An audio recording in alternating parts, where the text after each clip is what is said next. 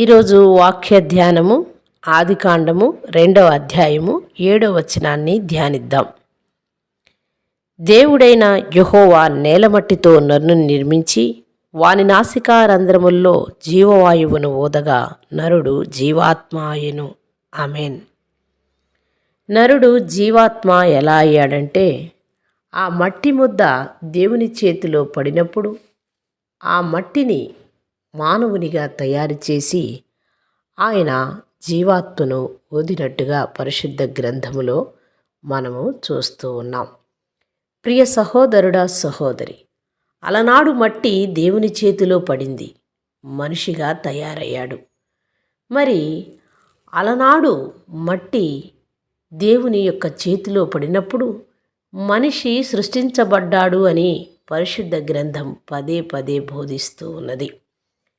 మరి అదే విధంగా చూస్తే మోషే చేతిలో ఆ దుడ్డు కర్ర పడి ఉన్నది.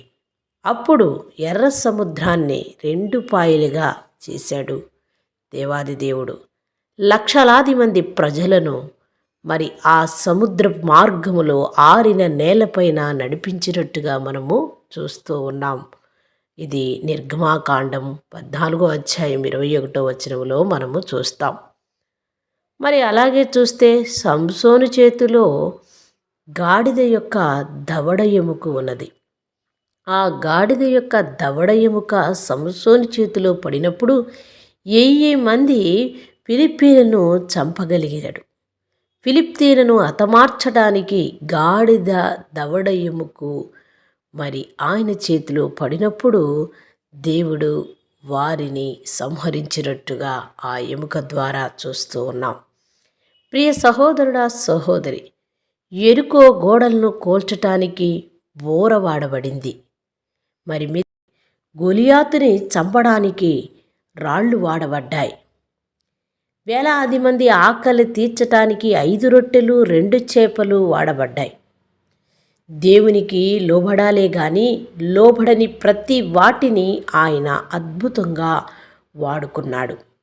కానీ ఈరోజు దేవుని యొక్క పోలికగా పుట్టిన మనము, తన రూపములో సృష్టించబడిన మనము, మనిషి జీవము కలిగి ఉండి దేవునికి లోబడుతూ ఉన్నాడా? అలనాడు మట్టిగా ఉన్నప్పుడు ఆయనకి లోబడి ఉన్న మనము, ఈరోజు మనిషిగా జీవమును కలిగిన మనము, మరి జీవము లేని ఆ రొట్టెలు, మరి అదేవిధంగా జీవము లేని ఆ మట్టి దొరికినప్పుడు మనము దేవుని చేతిలో వాడబడ్డాం. మరి ఈనాడు జీవము కలిగి నేను దేవునికి దొరికేవారిగా, ఆయనకి విధేయత చూపించేవారిగా, ఆయనకి లోబడేవారిగా ఉంటున్నామా? ప్రియ సహోదరుడా, సహోదరి, ఈరోజు ప్రభు నిన్ను నన్ను అడుగుతూ ఉన్నాడని, ఈరోజు ప్రభు వినుచున్న వారిని అడుగుతూ ఉన్నాడని ఒక్కసారి గమనించాలి. దేవుని చేతిలో పడిన ప్రతి ఒక్కటి వాడబడింది. దేవుని చేతిలో పడిన ప్రతి ఒక్కరూ ఆశీర్వదించబడ్డారు.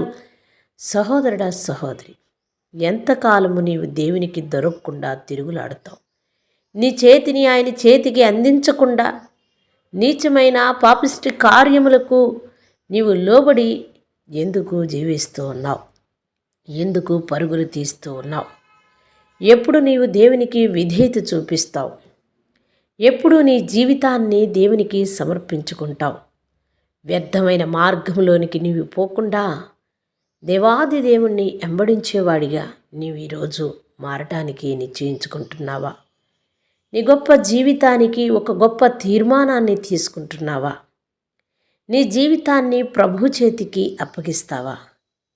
చరిత్రలో దేవుడు జీవము లేని చిన్న చిన్న సాధారణమైన వాటితో అసాధారణమైన కార్యములు చేస్తే, జీవము కలిగిన నీవు నీ ద్వారా అసాధారణమైన కార్యాలు చేయలేడా? ఒక్కసారి ఆలోచించుకొని నీ జీవితాన్ని ఇప్పుడే ఈ క్షణమే ఆ సృష్టికర్త అయిన దేవాది దేవునికి విధేయత చూపించు. ఎందుకంటే దేవుడు మానవుని సృష్టించాడు, కానీ మానవుడు దేవుణ్ణి సృష్టించలేదు. మానవుని చేతితో చేసిన విగ్రహాలలో దేవుడు లేడని దేవుని వాక్యము పదే పదే సెలవిస్తూ ఉంది. దేవుడు గొప్పవాడని ఆయన చేతిలో పడిన ప్రతి వారు ఆశీర్వదించబడతారని, ఆయన చేతిలో పడిన ప్రతి ఒక్కటి మరి అది మేలుకరంగా మారుతుందని పరిశుద్ధ గ్రంథములో అనేక వాక్యాలను మనం ఇప్పుడు చూచాం. ఈరోజే ఈ క్షణమే నీ జీవితాన్ని దేవునికి సమర్పించుకుంటావా? చిన్న ప్రార్థన చేద్దాం. మహాపరిశుద్ధుడా, మిక్కిలిగా మమ్మ ప్రేమించే మా పరలోకపు తండ్రి, మీ దివ్యమైన పాదములకు కృతజ్ఞతాస్తోత్రములు నాయన.